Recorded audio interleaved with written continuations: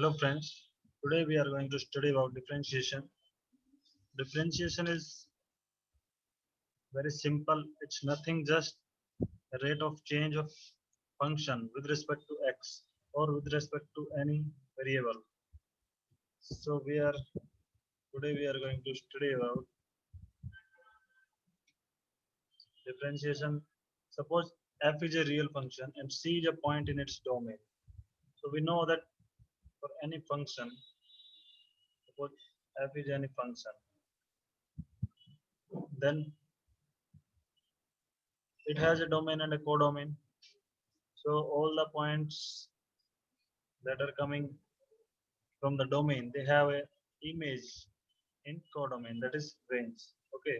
So suppose C is a point in the domain and we take limit of f of c plus h minus fc upon h. And this is called the derivative of f at c. This is denoted by f dash c. Okay. F dash c is equal to this. Okay, both the limits from left hand side and right hand side should be equal to the value of that function at that point. Then it is differentiable, and the value is f dash c. Okay, the derivative of f is denoted by f dash x or dy dx fx. So in previous slide we have taken c as a point, but c is any arbitrary point in the real numbers. Then we take x for general. Here, in that case, f was differentiable at point C, and now in this case, f is differentiable in general, and the derivative of f x is f dash x, which is equal to limit of f as x tending to 0, fx minus fc upon x minus c. So you learn this formula, and it's very easy. Just put this formula, and the derivative will come. There is a very important theorem in this. If a function f is differentiable at a point c, then it is also continuous at that point. It's a very important point, very important theorem. It may be asked in the exam. It's very simple. Suppose we take f is differentiable at c. It's already given in the statement, and we have to prove that it is continuous. So if f is differentiable, that means by definition this will be, we have this, and for x not equal to c. Why? Because if x equal to c, then this will become 0 and this will be not defined. So we take fx minus fc, okay, and we divide and multiply it with x minus c. Okay, we can do that. Now we take limit on both the sides extending to c. So fx minus fc upon x minus c into x minus c, we divide it into two parts, and we know that if we have two functions, that is u and v, the limit will be also multiplied. Okay, so we can take it like this: limit fx minus fc upon x minus c multiplied limit x minus c. We know the value of this is f dash c as given from here, and limit of x minus c as x tending to c will be 0. Okay, so we'll take 0, and 0 multiply f dash c is equal to 0. So this will become equal to 0. So limit x fx is equal to fc. Okay, so f is also continuous. Okay, it's very easy, but it's very important. Now we have several rules for obtaining the derivatives of more than one function. Suppose we have two functions u and v, and if we have addition and subtraction, then we can do it like this. We can separately do derivatives of both, and that will be equal to the whole of the derivative. Okay, and if we have product of two functions u and v, then we have first derivative of u, v same, plus u same, and derivative of v. This is also known as Leibniz or product rule. Okay, similarly, if we have u divided by v and we have to find the differentiate, then u dash v minus uv dash upon v square. These are very, very simple formula, but you have to remember this. These will be used everywhere.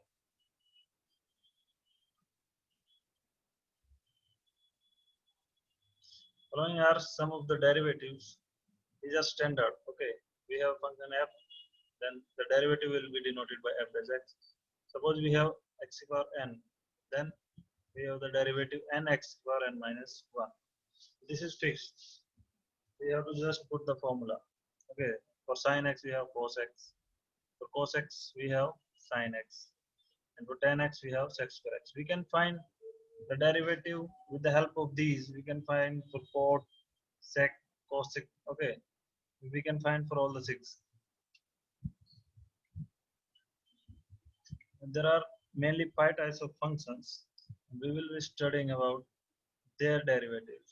First one is the inverse, logarithmic, arithmetic, trigonometric, and exponential. We have mainly 5 types of functions.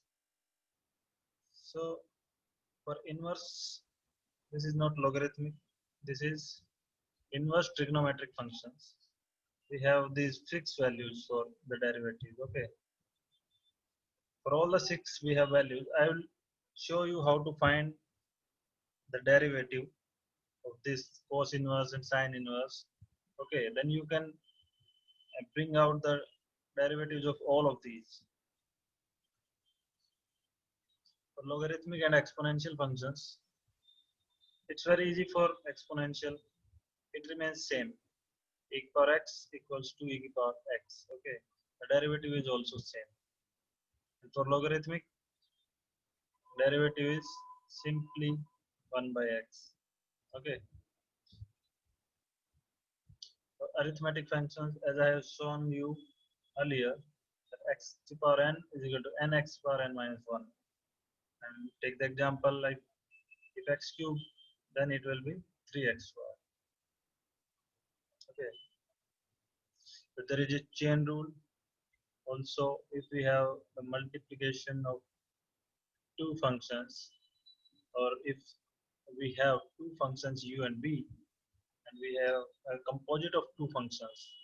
If we have a composite of two functions, then we apply this chain rule. Suppose t is equal to ux. Okay, and if both dt by dx and dv by dt exist, then we can apply the chain rule. What it will be, we have to find df on dx. So we have v, then we apply d. If dv by dt exists, but we don't know dv by dx, we cannot find it. So we will put dv by dt, multiply dt by dx. Okay, and if we multiply, and these will cancel out, and it will be equal to dv by dx. That is what is required. Okay,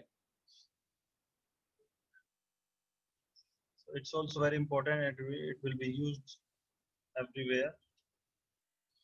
Suppose take the example that this is our fx sin x square plus 5. So if we take x square plus 5 equal to t, then if we differentiate dt equal to 2x dx, or dt by dx equal to 2x, we take this as first equation. Okay, and we will use it. Now we can use t in place of x square plus 5, so it becomes sin t, and differentiation of sin t equals to cos t.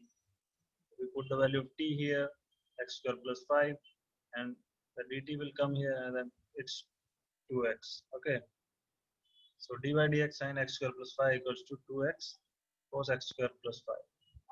Okay, there will be a bracket. Okay, so it's very simple. Now we will see how to find the differentiation of trigonometric inverse functions. Okay, so suppose y is equal to sin inverse x, then x will become sin y. Okay, because the sign will move here. Okay, that will become this. Now differentiating both sides, we get the differentiation of 1x as 1, and sin y we have cos y dy by dx. Okay, because this is explicit function. So we have this. Okay, so dy by dx equal to 1 upon cos y, because we are taking cos y here. Okay, so y equal to sin inverse x. By putting this, we have got the value, but this is not sufficient. We have to find it in the terms of x square. Okay, so we know that cos square y plus sin square y equals to 1. Cos square y equal to 1 minus sin square y, and y was equal to sin inverse x. So putting the value here, sin inverse x, so these will cancel out and only x will be remaining, and the square is there, so x square, 1 minus x square. So cos square y is equal to 1 minus x square. So cos y will become under root 1 minus x square. By putting this value here we got dy by dx equal to 1 by root 1 minus x square. Similarly, you can find the values of cos inverse x and the remaining trigonometric inverse functions. Okay, that's it. Complete your exercises, and if you have any doubt, you can ask me anytime.